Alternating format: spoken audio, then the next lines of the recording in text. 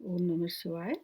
आप सभी व्यूअर्स का पुनः स्वागत है और मैं उन सब व्यूअर्स के तहे दिल से आभारी हूँ जो मेरे वीडियो को लाइक या सब्सक्राइब कर रहे हैं। और मैं एक विनम्र निवेदन अपने सब व्यूअर्स के से करना चाहती हूँ कि वो मेरी मतलब बात को समझने की कोशिश करें, क्योंकि मैंने ये जो अपना एम है, जो मैंने बदला नहीं है उस एम को। मैं आज भी वहीं कायम हूँ, वहीं डटी हूँ। लेकिन ये है कि फिर लोग बाग बहुत सारा मतलब मेरे को मेल करते हैं, तो उन सब का जवाब मैं नहीं दे पाती हूँ। उसका दूसरा कारण ये है कि जो लोग मतलब मेरे लिए तो सभी वैल्यूबल हैं, जो अन्य लोग हैं फिर वो उससे वंचित रह जाते हैं। अगर एक क्वेश्चन, एक एक व्यूअर्स का 10-10 क्वेश्चन का आंसर दूंगी तो बाकी लोगों का कभी नंबर ही नहीं आ पाएगा। इसलिए मैंने सोचा कि अगर कोई मेरे से ज़्यादा क्वेश्चन करना चाहता है तो मतलब फिर थोड़ा सा उसको वेट करना होगा, और थोड़ा मिनिमम मिनिमम मैंने कहा है कि मिनिमम पे करना होगा, और वो मैं ट्रस्ट को दूंगी। मैं उससे जुड़ी हुई हूँ, तो मेरा कोई गलत उद्देश्य ना था और ना है और ना होगा। तो अब मैं अगली राशि के बारे में बताती हूँ। जो अगली राशि है वो मीन राशि है। तो उसका मार्च का महीना कैसे रहने वाला है उसके बारे में मैं थोड़ा सा संक्षिप्त में बता रही हूँ कैसे रहने वाला है। पहले तो मीन राशि के बारे में। मीन राशि कैसी राशि है? ये गुरु प्रधान राशि है। इसके स्वामी बृहस्पति हैं, और यह है जल प्रधान राशि भी है। इसके साथ साथ द्विस्वभाव भी है ये। और इसमें जो जातक जन्म लेते हैं वो बहुत धार्मिक होते हैं, संवेदनशील होते हैं, और बहुत कर्मठ मतलब होते हैं, कर्तव्यनिष्ठ होते हैं। तो इस तरह से इनकी में बहुत खूबियाँ होती हैं। अब इसके बाद अब मैं इनका मार्च का महीना कैसे रहने वाला है, बस यही बचे हैं आखिरी में, इनको भी बता दिया जाए थोड़ा बहुत।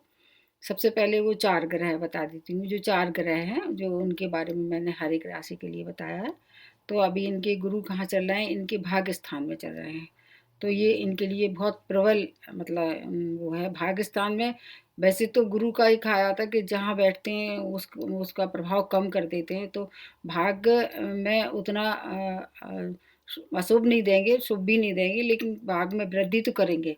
फिर उनकी दृष्टियाँ भी मैंने बताई थी, जो आप उसमें देख सकते हैं कि जो अब मैंने बताया था 2019 का राशिफल, उसमें मैंने पूरा डिटेल में बताया है। तो उसको आप लगातार देखते रहें पूरे वर्ष भर, तो आपको गुरु की सही स्थिति मालूम पड़ती रहेगी, और भी ग्रह की। तो अब इनके गुरु भाग्य स्थान में हैं, और राहु इनके आने वाले हैं अब मार्च में ही आ जाएंगे चौथे भाव में, और फिर शनि और केतु आ जाएंगे 10वें स्थान में। तो ये तो लंबे समय तक रहने वाले ग्रह हैं। अब मैं ग्रहों के राजा सूर्य के बारे में बताती हूँ कि सूर्य आपके कहाँ रहने वाले हैं। सूर्य अभी जब मार्च का महीना शुरू होगा तो आपके कहाँ रहेंगे? 12वें स्थान में रहेंगे, व्यय भाव में रहेंगे। तो व्यय भाव में बहुत अच्छे फल नहीं देते, आपके अननेसेसरी खर्चे कराने वाले हैं। और इनकी दृष्टि जो पड़ेगी वो कहाँ पड़ेगी? 6वें भाव पे, 7वीं दृष्टि। तो आपके शत्रु वगैरह, शत्रु पक्ष वगैरह, उसमें भी ये थोड़ा सा आपको परेशानी दे सकते हैं। तो ये 12वें भाव का जो सूर्य है वो आपके लिए ज़्यादा फ्रूटफुल नहीं रहने वाले हैं। लेकिन अब क्या है कि ये लगातार बदल जाते हैं। मतलब अब इनकी जो पोजीशन है वो 14 मार्च से फिर बदल जाएगी, और 14 मार्च से कहाँ आ जाएंगे? ये लग्न भाव है आपके मीन राशि में, तो वहाँ आके ये गुरु की राशि में आके आपकी आपकी लग्न में प्रथम भाव में आके शुभ फल देंगे। और अपनी जो दृष्टि है वो कहाँ डालेंगे? 7वीं दृष्टि अपने 7th भाव, मतलब जो आपका 7वां भाव, उस पर डालेंगे। तो आपका इससे स्पाउस से या आपके जो बिजनेस पार्टनर हैं उनसे आपके संबंध अच्छे करने वाले हैं, और बिजनेस में भी लाभ करवाने वाले हैं। एक एक महीने से लगभग ये बदलते रहते हैं अपनी स्थान। तो इस समय जब अगर ये आपको लाभ पहुंचाने की स्थिति में है तो उसका आपको पूरा उपयोग मतलब ले लेना चाहिए। उसके लिए फिर 1 महीने या 15 दिन बाद फिर बदल जाएंगे। तो का इसलिए इनको 7वीं दृष्टि का जो है वो फायदा ले लेना चाहिए। आपके आत्मविश्वास में भी मतलब वृद्धि करने वाले हैं। आज सूर्य को हमेशा किससे माना जाता है? आत्म विश्वास का वो मतलब ग्रह माना जाता है, तो आपके आत्मविश्वास में भी वृद्धि करने वाले हैं। आपकी सोशल लाइफ भी अच्छी होने वाली है। अब आ जाते हैं आपके अगले प्लैनेट के बारे में, मंगल। मंगल आपके कहाँ है? अभी द्वितीय भाव में है, लाभ भाव में है। लाभ ये मतलब वाणी, कुटुंब और लाभ का है। तो इसमें क्या होगा कि आपकी जो वाणी है उसमें थोड़ी सी क्रोध, उग्रता और थोड़ी सी कटुता आ सकती है। तो उसकी वजह से आपको जो आपसे को लाभ होने वाले थे उसमें अवरोध पैदा हो सकता है। तो इस ऐसी स्थिति में जब आपको पता है कि इस समय थोड़ी सी पोजीशन प्लानिट की गड़बड़ है, तो आप थोड़ा उसको कंट्रोल करिए। तो अगर आप कंट्रोल करेंगे तो आपको धन लाभ होगा, निश्चित रूप से कराएंगे ये। और इस जैसे ज़मीन से या आपकी कोई पैतृक संपत्ति से संबंधित कोई कार्य अटका हुआ था, तो उसमें आपको मतलब ये सक्सेस दिलाएंगे, सफलता दिलाने वाले हैं। लेकिन बस आपको अपनी वाणी पे केवल संयम रखना होगा। अगर आप वाणी पे संयम रखोगे तो आपके कुटुंब से आपके संबंध भी खराब नहीं होंगे, उसमें भी मधुरता बनी रहेगी। तो इसलिए ये थोड़ा सा आपको ध्यान रखना होगा। और इसके बाद फिर ये 22 मार्च से क्या करेंगे कि तीसरे घर में आ जाएंगे, अपना स्थान बदल लेंगे। तो इस वहाँ पर वृष राशि में आएंगे, शुक्र की राशि में आएंगे, तो ये पराक्रम का भाव भी है और छोटे भाई बहनों का भाव है।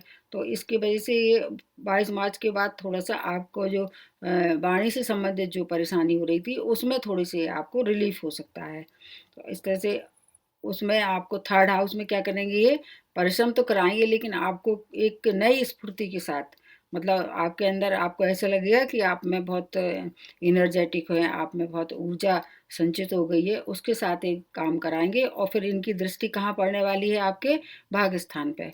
तो उसकी वजह से जब आप मेहनत करेंगे तो उसका बेनिफिट कहाँ होगा? आपको भाग्य स्थान पे। तो इस तरह से आपको ये दो मतलब दोहरा लाभ कराने वाले हैं, तीसरे भाव के से भी संबंधित और भाग्य स्थान से भी संबंधित। अब उसके बाद आ जाते हैं अगला। अगला कौन सा है? अपना बुध। बुध के बारे में बताते हैं। बुध अभी आपके लग्न में ही है और वो भी नीच राशि में है। क्योंकि ये मैं हर सीढ़ी में बता रही हूँ कि बुध की नीच राशि होती है मीन। आपके लग्न भाव में भी में ही स्थित रहेंगे, प्रथम भाव में। तो और इनकी दृष्टि कहाँ पड़ने वाली है? सेवंथ भाव में।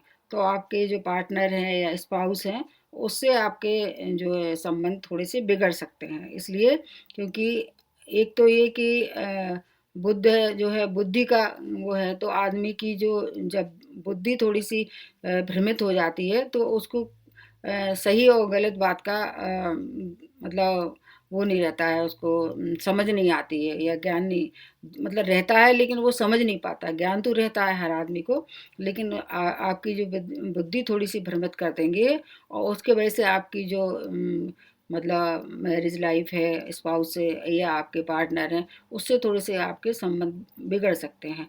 तो इस बात का आपको थोड़ा सा ध्यान रखना है। और उसके बाद फिर ये 15 मार्च से ये बकरी होके ये कहाँ चले जाएंगे? 12वें स्थान में। तो 12वें स्थान में भी ये कोई बहुत अच्छे फल नहीं देने वाले हैं, आपके व्यय में वृद्धि कर देंगे। तो इस तरह से बस लेकिन ये है कि आपको अगर कोई कार्य ऐसा है 12वें स्थान का, जैसे कि मान लीजिए वो कहीं आपको जाना है, दूर की यात्रा करनी है, उसमें आपको सपोर्ट करने वाले हैं और व्यय व्यय कराएंगे। तो कहीं न कहीं आपको अगर यात्रा होगी तो वो आपके लिए शुभ फलकारी होगी। तो इसलिए अगर ऐसी स्थिति में आपको थोड़ा खर्च करना पड़े, उससे आपको लाभ हो रहा हो यात्रा करने से, तो आपको निश्चित रूप से कर लेना चाहिए। और लेकिन बस फिर भी वो भ्रमित रहेंगी तो आपको जो बड़े निर्णय हैं वो नहीं लेना है इस समय।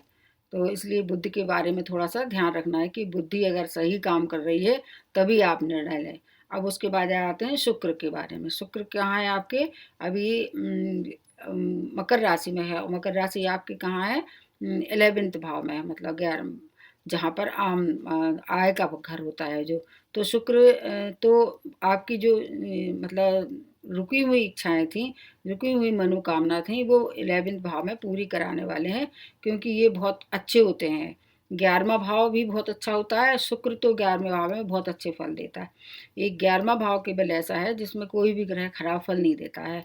तो आपकी जो एफर्ट थे अब तक, जो आप सुख साधन या कुछ इस तरह से जुटा रहे थे, उसमें आपको पूरी तरह से सहयोग करने वाले हैं। फिर ये अपनी राशि बदल देंगे और फिर ये कहाँ आ जाएंगे, 21 मार्च से आपकी अगले उसमें आ जाएंगे घर में। वहाँ भी आपको फिर लाभ दिलाएंगे, क्योंकि एक केवल यही एक ऐसा शुक्र ही ऐसे घर प्लानिट है जो 12वें घर में भी अच्छे फल देने वाले हैं, आपके सुख साधन में वृद्धि करेंगे। और इनकी जो दृष्टियां होंगी, मतलब 7वीं जो दृष्टि होगी, उससे आपको लाभ होगा। आपका जब 12वें घर में आएंगे तो इनकी 7वीं दृष्टि आपकी कहाँ होगी, 6वें स्थान पर। तो आपको जैसे आप कोई काम आपने सोच रखा था लोन से करना है, या आपका कुछ और कंपटीशन वगैरह उसमें आपको फेस करना है, तो उसमें आपको लाभ देने वाले हैं। तो इस तरह से मीन राशि वालों के लिए जैसे और राशि वालों के लिए मिला जुला रहेगा, परसेंटेज का फ़र्क होता है। और कुछ ऐसे डेट होते हैं जिसमें चंद्रमा की स्थिति अच्छी नहीं होती है, आपको मानसिक क्लेश होता है, तो उसके लिए आप थोड़ा सा ध्यान रखिए। मैं उसके लिए बता देती हूँ अभी। तो 5-6 तारीख को आपका चंद्रमा रहेगा 12वें में, 15-16 को रहेगा चौथे में, और 23-24 को रहेगा 8वें में। तो ये डेट आप मतलब ध्यान रख लें, कहीं नोट कर लें, ताकि अगर आपको मानसिक क्लेश हो तो घबराने की ज़रूरत नहीं है, और कोई ऐसी स्थिति में ना पड़े उन दोनों के आपको मतलब मानसिक क्लेश की वजह से कुछ अनर्थ कर रहे हैं किसी और का या अपना। तो ये थोड़ी सी मैंने मीन राशि के बालों के बारे में बताया। आशा है आपको इससे कुछ न कुछ लाभ होगा। अब अगली बार कुछ नए टॉपिक के साथ आने वाली हूँ मैं, और जितना भी हो सकेगा आपकी निश्चित रूप से हेल्प करूँगी। आज के लिए इतना। नमस्ते और धन्यवाद।